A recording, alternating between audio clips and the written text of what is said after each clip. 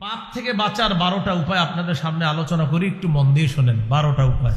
পাপ থেকে বাঁচার 1 নাম্বার উপায় আখেরাতের ফিকির তৈরি করা। কিসের তৈরি করা? আখেরাতের ফিকির তৈরি করা, অন্তরে আখেরাতের ফিকির তৈরি করা পাপ থেকে বাঁচার 1 নাম্বার উপায়। আখেরাতের ফিকির কিভাবে তৈরি করবেন একটু আমার দিকে সবাই তাকান, দেখেন আখেরাতের ফিকির কিছুক্ষণের জন্য তৈরি করি। আমার ঘড়িতে এই মুহূর্তে 11টা 4 বাজে। এমনও হতে পারে আগামীকাল 11টা 4-এ আমি দুনিয়াতে থাকবো না। আচ্ছা, আমি যদি আগামীকাল 11টা 4-এ দুনিয়াতে না থাকি, কোথায় থাকবো? কবরে। আমার আত্মীয় স্বজন আমারে কবরে রেখে আসবে। হ্যাঁ, তারা সত্যি রেখে আসবে। তারপর কি হবে? কি হবে? আমারে প্রশ্ন করবে 3টা, উত্তর দিতে পারলে কি হবে? কবর জান্নাতের টুকরা হবে, না পারলে জাহান্নামের অংশ হবে। সত্যি? হ্যাঁ। তাহলে আগামীকাল 11টা 4টায় আমি 11টা 4-এ যদি আমি কবরে থাকি, আমার সাথে কি যাবে? কি যাবে? নবী বলেন, যদি আমল ভালো করে থাকো আমল যাবে। তো আমি সারা জীবন যে সম্পদ কামাই করলাম সেটা নবী বলেন ওয়ারিশরা পাবে। সাহাবীদেরকে প্রশ্ন করলেন, তোমাদের কাছে সম্পদ দাম কোনটা, ওয়ারিশের সম্পদ না তোমার সম্পদ? সাহাবীরা বললেন, হুজুর আমাদের সম্পদ আমাদের কাছে দামি ওয়ারিশের সম্পদের চাইতে, কারণ আমাদের সম্পদ ওয়ারিশরা পাবে মরার পর, এই জন্য আমাদেরটা আমাদের কাছে বেশি দামি। নবীজি বললেন, ঠিক তো? কয় হ্যাঁ। এবার আমার দিকে তাকান, এটা হলো আমার সম্পদ, এটা ওয়ারিশের সম্পদ, কখন পাবে আর কি পরে মনে করেন? তো নবীজি বলেন, একটা হলো আমল আর একটা হলো মাল। তোমার আমলটা হলো তোমার সম্পদ, তোমার মাল হলো ওয়ারিশের সম্পদ। নবী বলেন, তোমার আমল হলো তোমার সম্পদ, তোমার মাল হলো ওয়ারিশের সম্পদ। বলেন তো ভাই, আমল কার সম্পদ? আমার। বলেন, আমল কার আর মাল কার? ওয়ারিশ। তো নবীজি বললেন, তোমরাই তো বললা তোমাদের সম্পদ বেশি দামি। হ্যাঁ। নবীজি বললেন, তোমাদের সম্পদ হলো আমল, ওয়ারিশের সম্পদ হলো মাল, তাই তোমার সম্পদ এটা পাবে ওয়ারিশ, আর তোমার যে আমল নামা এটা তুমি পাবা। রাসূলুল্লাহ সাল্লাল্লাহু আলাইহি সাল্লাম বলেন, মৃত্যুর পর যখন কবরে যাবা, তোমার আমল তোমার সাথে যাবে আর তোমার মাল তোমার ওয়ারিশরা পাবে। এবার তুমি চিন্তা করো কোনটা বেশি গুরুত্ব দেওয়া দরকার। তাহলে আমাদের সম্পদের নাম কি বলেন তো? আমল। বলেন, আমাদের সম্পদের নাম কি? আমাদের সম্পদের নাম কি? আর ওয়ারিশের সম্পদের নাম মাল। বলেন, আমাদের সম্পদের নাম আমল, ওয়ারিশের সম্পদ। নবীজি বলেন, যা কামাই করছো ওয়ারিশ পাবে, যা আমল করছো তুমি পাবে। এইভাবে আপনি আখেরাতের ফিকির তৈরি করা। আরেকটা ফিকির তৈরি করেন, আপনাকে ডাক্তার বলল আগামী 24 ঘন্টা আপনার শরীরটা আর টিকে থাকবে, শরীর ড্যামেজ হয়ে গেছে, 24 ঘন্টার পরে আপনি বেঁচে থাকবেন না, আস্তে আস্তে আপনার শরীর ড্যামেজ। এই 24টা ঘন্টা আপনার কি অবস্থা হবে আপনি একটু চিন্তা করেন তো। বাসায় আসলেন, আসার পর আপনার আব্বা আপনাকে বকাঝকা শুরু করলো, আপনি আপনার আব্বার দিকে হাসি মুখে তাকায় থাকবেন। কেন? আব্বা বকেন, 24 ঘন্টা পর আর পাবেন না। বন্ধুরা আপনারা যদি সবাই মিলেও বকাবচকা করে, তো তুই ভালো নাই না সেই না, অন্যদিন রাগ হয়ে গেল, আজকে রাগ হন না কেন? কারণ আপনার মাথায় টেনশন হলো, তোরা আর কতক্ষণ আমার এইগুলা বলবি বল। আপনার ভাই বোন, আপনার আত্মীয় স্বজন সবাই আপনারা আজকে জ্বালায়, কিচ্ছু বলেন না, কারণ আপনি তাদেরকে বলেন নাই যে 24 ঘন্টার মধ্যে আমার শরীরটা আস্তে আস্তে ড্যামেজ হয়ে যাবে, আমি দুনিয়া থেকে বিদায় নিব। ঘটনা চক্রে ওই 24 ঘন্টার নামাজও এসে গেছে। ডাক্তার বলার পর জোহরের নামাজটা পাইছেন, বলেন তো এই জোহরটা কেমন পড়বেন?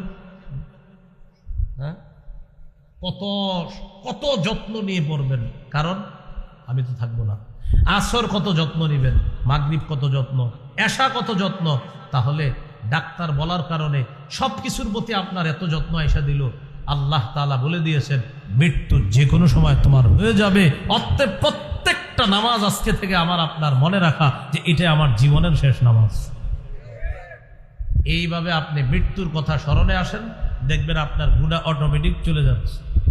আমি বললাম তো আগামী 24 ঘন্টা আপনারা ট্রাই করেন, আখেরাতের স্মরণ আনেন। এলাকার মানুষ বলবে, ওর হয়েছে কি রে? আপনি যখন আখেরাতের ফিকির তৈরি করবেন, এলাকার মানুষ বলবে ওর কি হয়েছে, মানে আপনার ভিতরে আলাদা চেঞ্জিং দেখে তারা বলবে ওর কি হয়েছে, মানে ওরাও বুঝতেছে আপনার মধ্যে আলাদা একটা কিছু কাজ করতেছে। এই হলো 1 নাম্বার আখেরাতের ফিকির তৈরি করা। 2 নাম্বার খাঁটি তওবা করা। সূরা তাহরিমের 8 নম্বর আয়াতে আল্লাহ বলেন, ইয়া আইয়ুহাল্লাযীনা আমানু তুবু ইলাল্লাহি তাওবাতান নাসুহা আসা রাব্বুকুম আন ইউকাফিরা আনকুম সাইয়্যাতিকুম। আল্লাহ বলেন, হে ঈমানদার, তোমরা আল্লাহর কাছে খাঁটি তওবা করো, আশা করা যায় তোমাদের রব তোমাদের জীবনের গুনাহগুলো ক্ষমা করে দিবেন, তোমাদের রব তোমাদেরকে মাফ করে দিবেন। তাহলে 2 নাম্বার খাঁটি তওবা করা। তবে এখন আবার মনে রাখতে হবে তওবার 4টি শর্ত। বলেন কয়টা শর্ত? বলেন 1, অতীতের গুনাহ ছেড়ে দেওয়া। 2, গুনাহের উপর অনুতপ্ত হওয়া। 3, দৃঢ় প্রতিজ্ঞা করা আমি ভবিষ্যতে এই গুনাহ করব না। 4, আমার জিম্মায় বান্দার হক থেকে থাকলে এই হক আদায় করে দেওয়া। এই 4টা হলো তওবার শর্ত।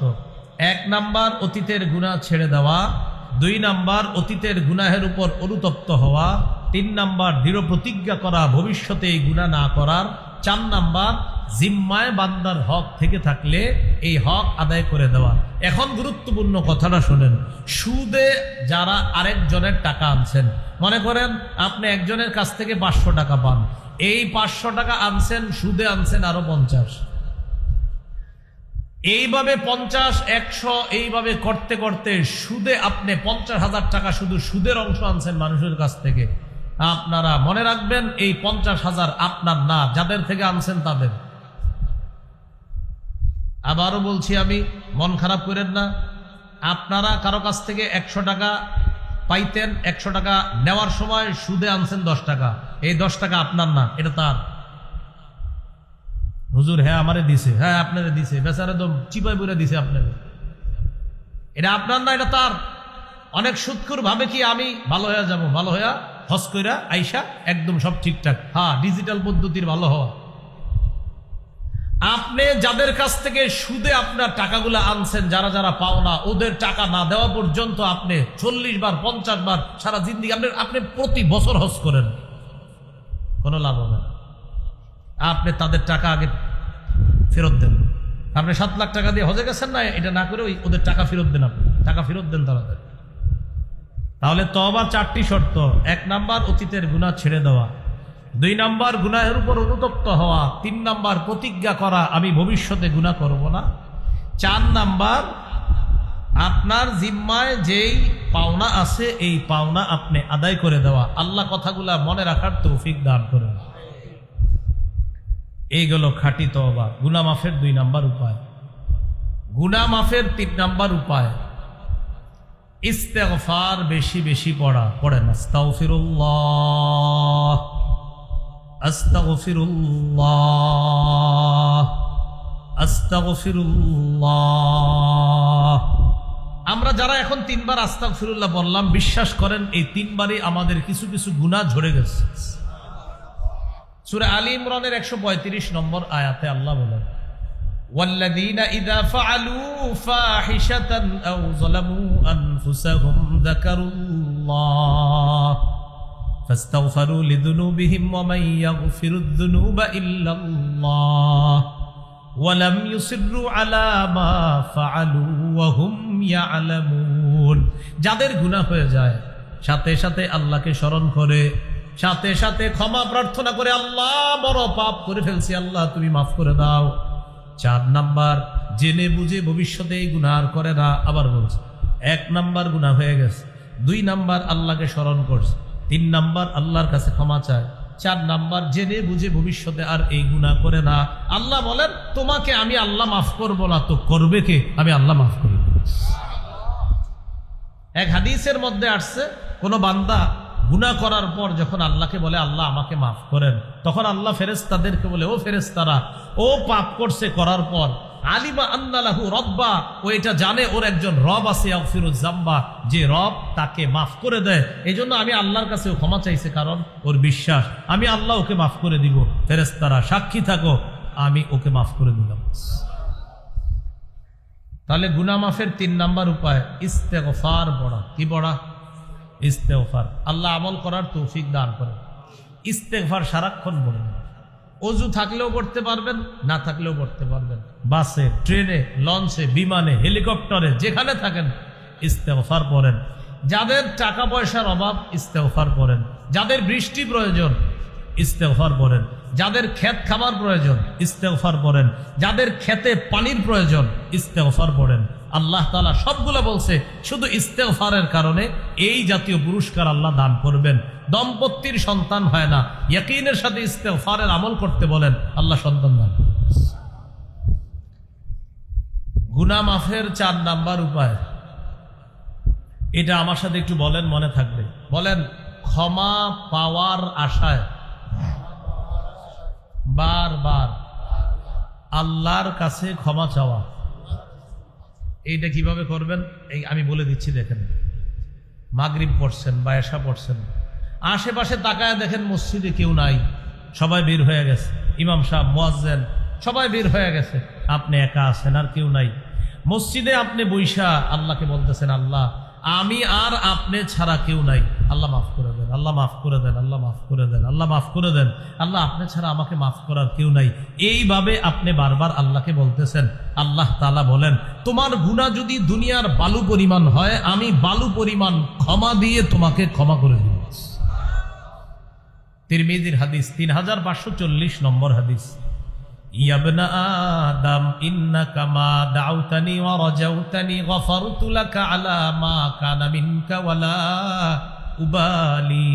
হে আদম সন্তান, তুমি যদি আমাকে ক্ষমা পাওয়ার আশায় বারবার ডাকো, আমি আল্লাহ বারবার তোমার ডাকে সাড়া দিব, তোমার জিন্দেগীর গুনাহগুলো মাফ করে দেব।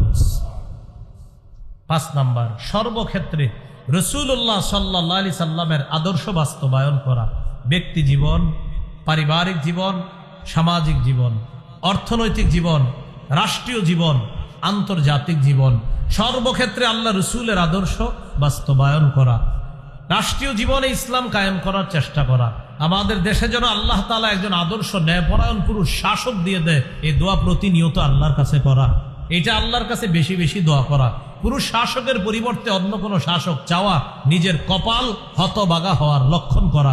সহিহ বুখারীর বর্ণনা, রাসূলুল্লাহ সাল্লাল্লাহু আলাইহি সাল্লাম বলেন, লা ইউফলিহা কওমুন ওয়াল্লাহু আমরাহুম ইমরাআ। ওই জাতি কিছুতেই সফল হবে না যে জাতি তাদের নেতৃত্বে কোনো নারীকে বসায় দেয়। এজন্য আগামীর চিন্তা বাংলাদেশে করা উচিত, পুরুষ শাসিত দেশ গঠন করার চেষ্টা করা। এই ইসলামী মাইন্ডের মানসিকতার নিয়ত নিয়ে এটা আমাদের আপনার প্রত্যেকে এই চেষ্টা করা উচিত বলে কর্তব্য, কারণ আল্লাহ রসুলের আদর্শ এটাও একটা। আন্তর্জাতিক অঙ্গনে চেষ্টা করা, সেটা কি? ফিলিস্তিনের মুসলমান ভাই বোনরা, তাদেরকে নিয়ে কথা বলা একদিনও বন্ধ করবেন না। চায়ের আড্ডা, আপনি আপনার স্ত্রীর সাথে কথা বলেন 2 মিনিট, 1 মিনিট ফিলিস্তিন নিয়ে কথা বলবেন। আপনি আপনার ছেলে মেয়েদের সাথে যখন কথা বলেন, ওদেরকে আপনি 2-3 মিনিট ফিলিস্তিনের গল্প শোনাবেন।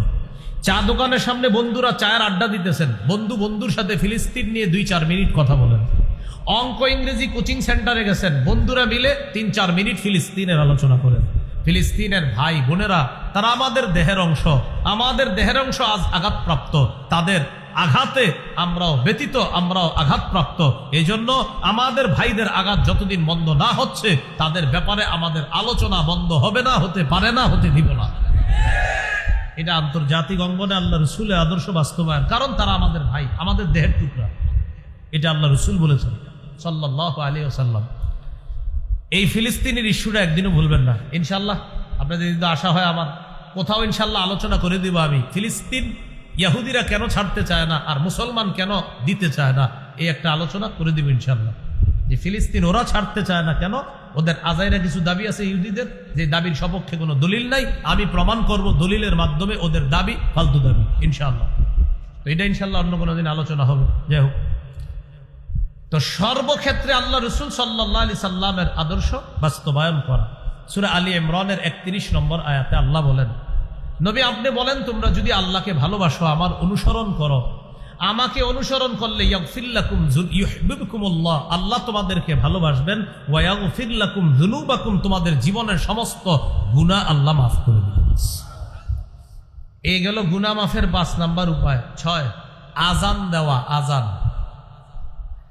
স্কুল কলেজ ইউনিভার্সিটি ছাত্র যারা গার্মেন্টসের শ্রমিক আছেন যারা, বিভিন্ন মিল ফ্যাক্টরিতে যারা চাকরি করেন, আপনারাও বিশুদ্ধ উচ্চারণে আজান শিখে আপনারাও আজান দেওয়ার চেষ্টা করবেন। আবু দাউদের 515 নম্বর হাদিস, আল মুআদ্দিনু ইউগফারু লাহু মাদা সাউতিহি, মুয়াজ্জিনের আজানের আওয়াজ যত দূর যায় তত দূর পর্যন্ত তার গুনাহ ক্ষমা করে দেওয়া হয়। তাহলে আজান খালি মুয়াজ্জিন সাহেব দিবে না, আমরাও দিব ইনশাআল্লাহ? মুয়াজ্জিন সাহেব 5 মিনিট দেরি করলেই তো বেতন কমানোর চেষ্টা করি, মানে 5 মিনিট দেরি চাইতে। এখন কি হুজুরের কি বেতন কম দেয়? আসে না কেন? কেন আপনি বিশুদ্ধ উচ্চারণে আজানটা শিখিয়ে দিয়ে দেন। হাদিসে আসছে কোন মুয়াজ্জিন যদি টানা 12 বছর আজান দেন, ওয়াজাবাত লাহুল জান্নাত, তার উপর জান্নাত ওয়াজিব হয়ে যায়। কিন্তু এখন আমরা মুয়াজ্জিন এই বিষয়টাকে মনে করি কি, উনি কি করে, মুয়াজ্জিন মানে, আরে সূরা হামিম আস-সাজদার 31 নম্বর আয়াত, যে আয়াতে আল্লাহ বলছে ওই ব্যক্তির চেয়ে উত্তম কথা আর কার, যে মানুষকে আল্লাহর দিকে আহ্বান করে। এই জায়গায় 1 নম্বর উদ্দেশ্য মুহাম্মদ সাল্লাল্লাহু আলাইহি সাল্লাম, 2 নম্বর উদ্দেশ্য পৃথিবীর সব মুয়াজ্জিনরা এই আয়াতের উদ্দেশ্য। কখন? যখন তারা বলে হাইয়া আলাস সালাহ, হাইয়া আলাল ফালাহ। আল্লাহর কোরআনের ভাষ্য অনুযায়ী মুয়াজ্জিনের এই আহ্বান পৃথিবীর শ্রেষ্ঠ আহ্বানের অন্তর্ভুক্ত হয়ে যায়। তাহলে আজান দেওয়ার চেষ্টা করা। গুনাহ মাফের 7 নম্বর উপায় 2 রাকাত নামাজ পড়া। এটা আজকে বাসায় গিয়ে পড়ে নিতে পারেন দেরি না করে। আমাদের একটা অভ্যাস হলো আমরা শুধু দেরি করি, কিছু আমল আছে নগদ করা উচিত। যেমন আমি আজকে বয়ানে বললাম, মান সাল্লাল ইশা ফি জামাআ ফাকান্নামা কামা নিসফাল লাইল। কেউ যদি এশার নামাজ জামাতে পড়ে, সে যদি রাতে ঘুমায়া থাকে, আল্লাহ তাকে অর্ধেক রাত দাঁড়িয়ে ইবাদত করার সওয়াব দান করবে। ওয়া মান সাল্লাস সুবহা ফি জামাআ, কেউ যদি ফজরের নামাজ জামাতে পড়ে, ফাকান্নামা সাল্লাল লাইলা কুল্লা, আল্লাহ তাকে সারা রাত দাঁড়িয়ে নামাজ পড়ার সওয়াব দান করবে। মানে আপনি এশা জামাতে পড়ে ঘুমায়া গেছেন, ঘুম থেকে উইঠা ফজর জামাতে পড়ছেন, আপনি সারা রাত ছিলেন ঘুমায়া। নবী বলেন তুমি ঘুমায়া থাকলেও আল্লাহ সারা রাত তোমারে নামাজের সওয়াব দান করবে। এখন সুবহানাল্লাহ পড়ছেন, তো পড়ার পর কালকে চা স্টলের সামনে গিয়ে হাদিস শোনাইলেন যে ভাই শোনেন, কোন ব্যক্তি যদি এশার নামাজ জামাতে পড়ে, আল্লাহ তাআলা তাকে অর্ধেক রাত ইবাদতের সওয়াব দান করে। কোন ব্যক্তি যদি ফজরের নামাজ জামাতে পড়ে, আল্লাহ তাআলা তাকে সারা রাত নামাজের সওয়াব দান করে। চা দোকানের সামনে সবাই সুবহানাল্লাহ পুরা বলতেছে, তুমি পড়ছো নি? আমি এখনো শুরু করিনি। কি করিনি মানে আমরা সুবহানাল্লাহ পড়লেও আমলটা দেরি করে করি, এটা ঠিক না। আমল নগদ করা। তো গুনাহ মাফের 7 নম্বর উপায় 2 রাকাত নামাজ পড়া। আবু দাউদের হাদিস 1521 নম্বর হাদিস, মা মিন আবদিন ইউজনিবু যামবান ফায়ুহসিনু তুহুরা ফায়াকুমু ফায়ুসাল্লি রাকাতাইন। কোন ব্যক্তি গুনাহ হয়ে যাওয়ার পর সুন্দর করে ওযু করে 2 রাকাত নামাজ পড়লো, সালাম ফিরানো শেষ, গফারাল্লাহু লাহু যামবা, আল্লাহ তার গুনাহগুলো মাফ করে দেন। গুনাহ মাফের 8 নম্বর উপায় 5 ওয়াক্ত নামাজ নিয়মিত পড়া। সহিহ বুখারীর 526 নম্বর হাদিস, এক ব্যক্তি রাসূলুল্লাহ সাল্লাল্লাহু আলাইহি সাল্লামের কাছে আসলেন, আসার পর বললেন, হুজুর আমার পাপ হয়ে গেছে, আমি কি করব? ওই মুহূর্তে আল্লাহ সূরা হুদের 114 নম্বর আয়াত নাজিল করে দিলেন। ওই আয়াতে আল্লাহ বলেন, ওয়া আকিমিস সালাতা তারাফাইন নাহার ওয়া যুলাফাম মিনাল লাইল ইন্নাল হাসানাতি ইউযহিবনাস সাইয়্যাত। তুমি দিনের 2 প্রান্তে নামাজ পড়ো, রাতেও নামাজ পড়ো। উদ্দেশ্য হলো 5 ওয়াক্ত নামাজ পড়ো। তুমি যদি 5 ওয়াক্ত নামাজ পড়ো, এই পুণ্যের কাজটা তোমার পাপগুলাকে দূর করে দিবে, মিটিয়ে দিবে। এই আয়াত দ্বারা বোঝা যায়, কোনো ব্যক্তি যদি নিয়মিত 5 ওয়াক্ত নামাজ পড়ে, নামাজের মাঝে তাদের যে কিছু গুনাহ শয়তান করায়া ফেলে, ওই পরবর্তী নামাজের কারণে আগের গুনাহগুলো আল্লাহ মাফ করে দেন। গুনাহ মাফের 9 নম্বর উপায় জামাতের সাথে নামাজ পড়া। সহিহ মুসলিমের বর্ণনা, এক ব্যক্তি রাসূলুল্লাহ সাল্লাল্লাহু আলাইহি সাল্লামের কাছে আসছে, আসার পর বললেন, আকিম আলাইয়া হাদ্দান ইয়া রাসূলুল্লাহ, হুজুর আমাকে বিচার করেন, আমি বড় গুনাহ করছি। ইতিমধ্যে জামাত দাঁড়ায় গেছে, নামাজ পড়াইলেন নবী। নামাজ পড়ানোর পর এই ব্যক্তি বলতেছে, হুজুর আমার বিচারটা করবেন না, আমি বড় গুনাহ করেছি। দেখেন ওই যুগে গুনাহ হয়ে যাওয়ার পর তারা কত পেরেশান। নবীজি বললেন, আহাদারুতাস সালাতা মাআনা, তুমি কি আমাদের সাথে জামাতে নামাজ পড়ছো? তিনি বললেন হ্যাঁ। ফাকালা রাসূলুল্লাহ সাল্লাল্লাহু আলাইহি ওয়াসাল্লাম, গুফিরাত লাক। রাসূলুল্লাহ সাল্লাল্লাহু আলাইহি সাল্লাম বলেন, জামাতে নামাজ পড়ার কারণে আল্লাহ তোমার গুনাহ মাফ করে দিয়েছে। গুনাহ মাফের 10 নম্বর উপায়, একটা গুনাহ হয়ে গেলে সাথে সাথে একটা নেকির কাজ করা। এই বয়ানের বদহজম করবেন না। বদহজম মানে আপনার আবার এই বয়ানটা এই বুঝেন না যে হুজুর বলছে একটা গুনাহ হইলে পাপ হয়ে গেলে ভালো কাজ করা, এর মানে আজকে থেকে আমি গুনাহ করব ভালো কাজ করব, গুনাহ করব ভালো কাজ করব, এরকম না। আমি কি বলছি গুনাহ করলে না গুনাহ হইলে? মুসলমান গুনাহ করতে পারে না, মুসলমানের গুনাহ হয়ে যেতে পারে, গুনাহ হয়ে গেলে গুনাহ থেকে মাপ চাওয়া। তো বলছিলাম একটা পাপ হয়ে গেলে সাথে সাথে একটা ভালো কাজ করা। তিরমিজির হাদিস, ক্বালা রাসূলুল্লাহ সাল্লাল্লাহু আলাইহি ওয়াসাল্লাম, আতবি'is সাইয়্যাতাল হাসানাতা তামহুহা। নবীজি বলেন, একটা গুনাহ হয়ে গেলে সাথে সাথে ভালো কাজ করো, তোমার ভালো কাজটা পাপের কাজ মিটায় দেয়। একটা গুনাহ হয় ভালো কাজ করো, তোমার এই ভালো কাজটা পাপের কাজকে মিটায় দেয়, দূর করে দেয়। গুনাহ মাফের 11 নম্বর উপায়, জিকিরের মজলিসে বসা। এখানে যারা বসে আছেন এটা জিকিরের মজলিস। সহিহ বুখারীর বর্ণনা 6408 নম্বর হাদিস। এই মজলিসটাকে এই মুহূর্তে ফেরেশতারা চারদিক থেকে বেষ্টন করে আল্লাহর আসমান পর্যন্ত পৌঁছে গেছে। আল্লাহ পাক রব্বুল আলামিন ফেরেশতাদেরকে বলবেন, ইশহাদু আন্নী ক্বাদ গফারতু লাহুম, সাক্ষী থাকো এখানে যারা বসা আমি সকলকে মাফ করে দিলাম। অনেকে আসছে পিছনে এসে বসছে, এরকম হয় না? যারা শুরু থেকে ছিল না, ফেরেশতা বলে, আল্লাহ যারা পিছনে এসে বসছে এদের কি অবস্থা হবে? আল্লাহ তাআলা বলেন, উমুল জুলাসা উলা ইয়াশকা জালিসুহুম, এই মজলিসে যারা বসা তাদের পিছনে এসে যারা বসবে আমি আল্লাহ তাদেরকেও মাফ করে দিলাম। এই জন্য আপনারা বুদ্ধি করে এখন থেকে সব সময় শেষে আসবেন, হ্যাঁ? মানে সবাই শেষে আসলে তো হবে না। এই হলো 11 নম্বর উপায়। গুনাহ মাফের সর্বশেষ 12 নম্বর উপায়, জিকির করা। হাদিসের মধ্যে আসছে রাসূলুল্লাহ সাল্লাল্লাহু আলাইহি সাল্লাম বলেন, আহাব্বুল কালামি ইলাল্লাহি আরবা', সুবহানাল্লাহ ওয়াল হামদুলিল্লাহ, লা ইলাহা ইল্লাল্লাহ, ওয়াল্লাহু আকবার।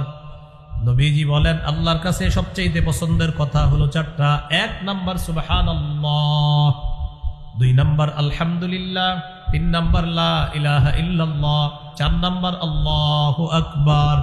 আবার এই 4টার মধ্যে শ্রেষ্ঠ কোনটা? আফজালুদ যিকরি লা ইলাহা ইল্লাল্লাহ। আল্লাহর কাছে সবচেয়ে শ্রেষ্ঠ জিকির হলো লা ইলাহা ইল্লাল্লাহ। এবার আমার সাথে বলেন 5 ওয়াক্ত নামাজের পর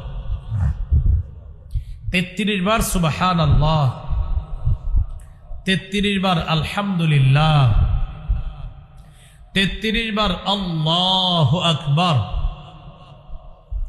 3-33 99 বার পড়ার পর 100তম বারে এই দোয়াটি পড়ব। পড়েন, লা ইলাহা ইল্লাল্লাহু ওয়াহদাহু লা শারীকা লাহ, লাহুল মুলকু ওয়া লাহুল হামদ ওয়া হুয়া আলা কুল্লি শাইইন কাদির, গফিরাত খাতায়াহু ওয়া ইন কানাত মিসলা জাবাদিল বাহরি। এই আমলটা যারা 5 ওয়াক্ত নামাজের পরে করবে সমুদ্রের ফেনা পরিমাণ গুনাহও আল্লাহ মাফ করে দেবেন। কোনটা? এই যে 5 ওয়াক্ত নামাজের পর করব তো আমল ইনশাআল্লাহ, আল্লাহ তৌফিক দান করেন। আর একটা আমল এখন নগদ করবেন, যাইতে যেতে, বাড়িতে যাইতে যেতে, একদম ছোট্ট একটা আমল। বলেন সুবহানাল্লাহি ওয়া বিহামদিহি, আবার আবার আবার সুবহানাল্লাহি ওয়া বিহামদিহি, সুবহানাল্লাহি ওয়া বিহামদিহি। 5 বার হয়েছে, আর কতবার আছে? 95 বার। কয়বার?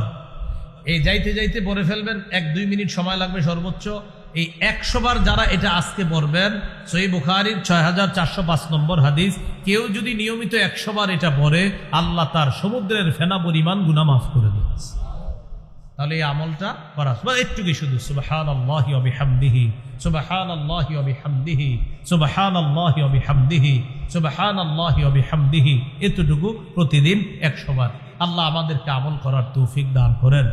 যে কথাগুলো আমরা শুনলাম বললাম সবাই যেন আমল করতে পারি, আল্লাহ তৌফিক দান করেন। খুব মন দেন যারা শেষে আসছেন, আমি 1 মিনিটের মধ্যে পুরো আলোচনাটা বলে ফেলি। প্রথমে 7টা কথা বলছি। 1 নাম্বার, নগদ পাপগুলা ছেড়ে দেওয়া। 2 নাম্বার, নতুন করে পাপের কাছে না যাওয়া। 3 নাম্বার, কবিরা গুনাহগুলা ছেড়ে দিলে আল্লাহ সগীরা গুনাহ মাফ করে দিবে। 4 নাম্বার, নিষিদ্ধ কাজ থেকে বাঁচলে আল্লাহর শ্রেষ্ঠ আবেদ হওয়া যায়। 5 নাম্বার, আমাদের কখনো কোনো গুনাহ হয়ে গেলে সবার কাছে আমরা বলে বেড়াবো না, গুনাহ প্রকাশ করব না। 6 নাম্বার, গুনাহকে আজকে থেকে আমরা বড় পাহাড়ের মতো মনে করব। 7 নাম্বার, আল্লাহর ওলি হতে গেলে তার জীবনের শ্রেষ্ঠ ইবাদত গুনাহ না করা। এই ছিল আমাদের প্রথম পাঠের আলোচনা।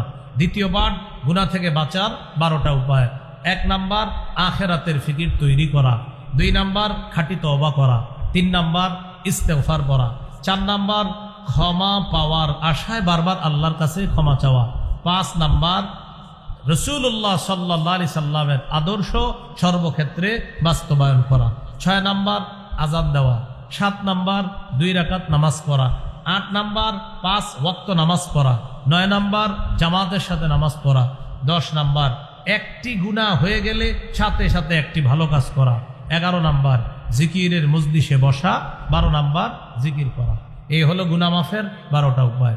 এই উপায়গুলা অবলম্বন করে আমরা গুনাহ থেকে বেঁচে থাকার চেষ্টা করব। আল্লাহ তৌফিক দান করেন। আজকের এই আলোচনাগুলো আমার একটা সংকলন আছে, মিম্বরের আমানত। ওই সংকলনেও আলোচনাগুলা পাবেন। 9ম 10ম খণ্ডে আজকের আলোচনাগুলা পাবেন। 9ম 10ম খণ্ডে আজকের আলোচনাগুলা পাবেন। 1 থেকে 10 খণ্ড কিতাব, যারা পারেন সবগুলা খণ্ডই সংগ্রহ রাখেন। নারী পুরুষ আলেম ওলামা সহ সবাই পড়তে পারেন। প্রথম খণ্ড, সন্তানের 64টা অধিকার। দ্বিতীয় খণ্ড, হালাল হারাম শিরিক বেদাত। তৃতীয় খণ্ড, হালাল হারাম। চতুর্থ খণ্ড, স্বামী স্ত্রীর অধিকার। পঞ্চম খণ্ড, লা ইলাহা ইল্লাল্লাহর ব্যাখ্যা। ষষ্ঠ খণ্ড, নামাজ। সপ্তম অষ্টম খণ্ড, নামাজ আর নাপাক পাকের মাসালা। নবম খণ্ড, জাকাত। রমজান, পাপ, ঈদ। 10ম খণ্ড হলো রমজান পরবর্তী 8টি করণীয়। রমজানের পরবর্তী হজের প্রস্তুতি। হজের পর শেষের দিকে গিয়ে কোরবানি। এই কোরবানি কিভাবে বিশুদ্ধভাবে হবে এ আলোচনা। কোরবানি পরবর্তী মুহররম মাস আসে, ওই মুহররম মাসের করণীয় বর্জনীয়। পরে সফর মাস। আমরা অনেক কুসংস্কারকে বিশ্বাস করি না, নাউযুবিল্লাহ। এই বিষয়গুলো 10ম খণ্ডে আলোচনা আছে। যাদের প্রয়োজন হবে গাড়ি থেকে সংগ্রহ করে নিতে পারেন কিতাবগুলা। আল্লাহ তাআলা আমাদের সকলকে যে কথাগুলা শুনলাম বললাম আমরা সবাই যেন আমল করতে পারি, আল্লাহ তৌফিক দান করেন। সুবহানাল্লাহি ওয়া বিহামদিহি। আমিন। ওয়া আখিরু দাওয়ানা আলহামদুলিল্লাহি রাব্বিল আলামিন। আলহামদুলিল্লাহি রাব্বিল আলামিন। ওয়াল আকিবাতু লিল মুত্তাকিন। ওয়াসসালাতু ওয়াসসালামু আলা সাইয়্যিদিল আমবিয়াল মুরসালিন ওয়া আলা আলিহি ওয়া আসহাবিহি আজমাইন। রব্বানা যালামনা আনফুসানা ওয়া ইল্লাম তাগফির লানা ওয়া তারহামনা লানাকুনান্না মিনাল খাসিরিন। রব্বিরহামহুমা কামা রাব্বায়ানি সগীরা। মাবুদ মেহেরবান মাওলা, আল্লাহ এই মাহফিলকে আপনি কবুল করেন। আল্লাহ জিন্দেগীর গুনাহ খাতাগুলো মাফ করে দেন। আল্লাহ ঈমান ইসলামের উপর অটল থাকার তৌফিক দান করেন। আল্লাহ মেহেরবানি করে জীবনের সমস্ত গুনাহ খাতাগুলো মাফ করে দেন। আল্লাহ গুনাহগুলো মাফ করে দেন। আল্লাহ গুনাহগুলো মাফ করে দেন। সগীরা কবিরা গুনাহ মাফ করে দেন। আল্লাহ ঈমান ইসলামের উপর অটল অবিচল রাখেন। কুফর শিরিক থেকে হেফাজত করেন। যাদের সামনে বসলাম, যারা আমার সামনে বসা, সবার সাথে আবার জান্নাতে দেখা করাইয়া দিয়েন। আল্লাহ আমাদেরকে মাফ করে দেন। আল্লাহ গোপন পাপ প্রকাশ্য পাপ থেকে হেফাজত করেন। আল্লাহ আল্লাহ আল্লাহ আল্লাহ।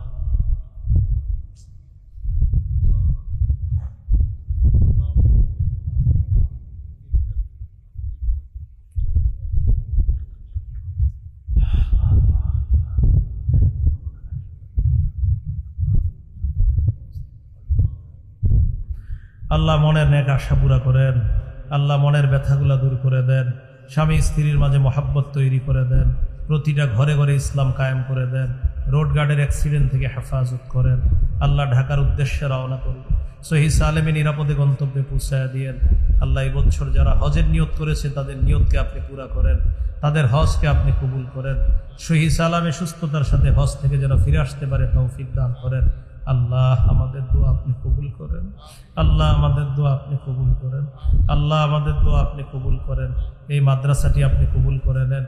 শিক্ষিকা ছাত্রী সকলকে কবুল করে নেন, পরিচালকরা বৃদ্ধ যারা আছে তাদেরকে কবুল করে নেন, মাদ্রাসার দায়িত্বে যারা আছে কবুল করে নেন, মাদ্রাসার মুতাআল্লিকিন মুহিব্বিন সকলকে আপনি কবুল করে নেন। এলাকার নারী পুরুষ যারা কবরে, সবার কবরগুলা জান্নাতের বাগান বানায় দেন। আল্লাহ আল্লাহ আল্লাহ আল্লাহ মৃত্যুর সময় ঈমান নসিব করে দিয়েন। আল্লাহ মৃত্যুর সময় ঈমান নসিব করে দিয়েন। আল্লাহ মৃত্যুর সময় ঈমান নসিব করে দিয়েন। আল্লাহ মৃত্যুর সময় ঈমান নসিব করে দিয়েন। আল্লাহ মৃত্যুর সময় ঈমান নসিব করে দিয়েন। আল্লাহ মৃত্যুর সময় ঈমান নসিব করে দিয়েন।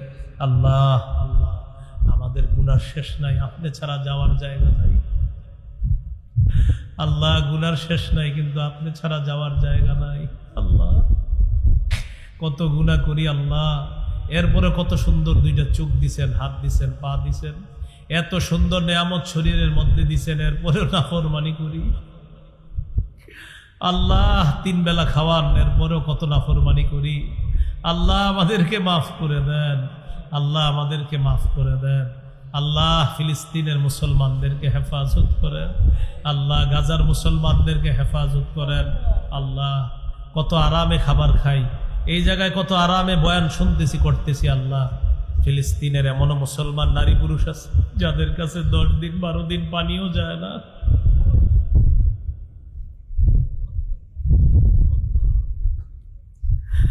আল্লাহ তাদের কাছে খাবার পৌঁছে না।